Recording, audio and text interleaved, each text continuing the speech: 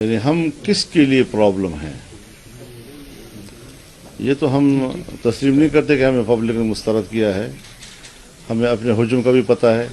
میں کوئی یہ نہیں کہتا کہ میں 100-200 سیٹیں جیتنے کی پوزیشن میں ہوں، لیکن اپنی جو حق ہے میرا اس کا اندازہ مجھے ہے کہ کس حد تک ہمیں کامیابی حاصل ہونی چاہیے. لیکن تکلیف کس کو ہے؟ اگر ہم اسلام کی بات کرتے ہیں، اسلامائزیشن کی بات کرتے ہیں، اسلامی قانون سازی کی بات کرتے ہیں، تو یہ کس کے لیے پرابلم ہے؟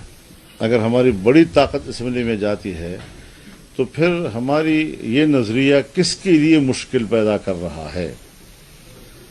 میرے خیال میں اس مسئلے کو ہمیں جانچنے کے لیے پاکستان کی تاریخ کو بھی سامنے رکھنا ہوگا کہ ہمارے اسٹیبلشمنٹ، ہمارے حکمران اول سے لے کر آخر تک اس ملک میں کسی طرح کی اسلامی قانون سازی کے حوالے سے تیار نہیں ہوئے، اور آج بھی ان کو یہی خطرہ ہے کہ یہ آواز جو ہے یہاں دبا دی جائے کسی طریقے سے، تاکہ یہ روز روز اسمبلیوں کے اندر جو ہے اپنی عددی قوت کی بنیاد پر اپنے نظریے کی بات نہ کر سکیں. دوسری بات یہ ہے کہ آپ بھی یہ جانتے ہیں کہ 9/11 کے بعد پاکستان میں جو تحریک ہم نے چلائی اس نے صرف پاکستان میں نہیں بلکہ برصغیر اور جنوبی ایشیا میں اینٹی امریکنزم پیدا کیا، اور اس کو اعتراف کیا. آپ کے صحافی نے اعتراف کیا اس کا، جی میڈیا نے اعتراف کیا اس کا. جی تو اس حوالے سے بھی اگر عالمی قوتوں کے مقابلے میں ہم کوئی آواز بلند کرتے ہیں تو ان کی بھی ہدایات یہ ہوتی ہے کہ ان کے ہجوم کو کم کیا جائے. اور پھر ایسے وقت میں جبکہ امارت اسلامیہ کا استحکام امریکہ اور مغربی دنیا کو قبول نہیں ہے، اور پاکستان افغانستان کو لڑانے کے لیے منصوبہ بندی بھی کی جا رہی ہے، اور اس بیچ میں ہم آتے ہیں اور دونوں ملکوں کے تعلقات کو بہتر بنانے میں کردار ادا کرتے ہیں، تو ظاہر ہے کہ اس کا نتیجہ افغانستان کے استحکام بھی ہوگا، پاکستان کا استحکام بھی ہوگا.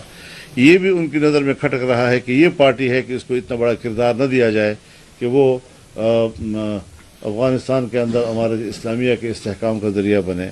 ایسے موقع پر جبکہ ساری امریکہ اور مغربی دنیا اسرائیل کی پشت پہ کھڑی ہے اور فلسطین اور اسرائیل کی لڑائی ہوئی اور ہم کھل کر میدان میں آئے، ہم نے جلسے کیے، پشاور کے بڑے جلسے میں ان کے نمائندے کو بلایا، کوئٹہ میں ہوا، کراچی میں ہوا، پھر ہم قطر گئے، ان کی قیادت سے ملے. تو یہ بھی بین الاقوامی دنیا کو بڑا کھٹکا ہے کہ بھئی ایک قوت ایسی ہے کہ جو کھل کر اسرائیل کی مخالفت میں اور فلسطینیوں کے حق میں سامنے آ رہی ہے اور ہمارے لیے مشکلات پیدا کر سکتی ہے. تو ایسے لوگوں کو اسمبلیوں سے باہر رکھا جائے. یہ عوامل ہیں کہ جس کے بارے میں ہم یہ کہہ سکتے ہیں کہ ہماری وجود سے کس کس پر منفی اثر پڑ سکتا ہے.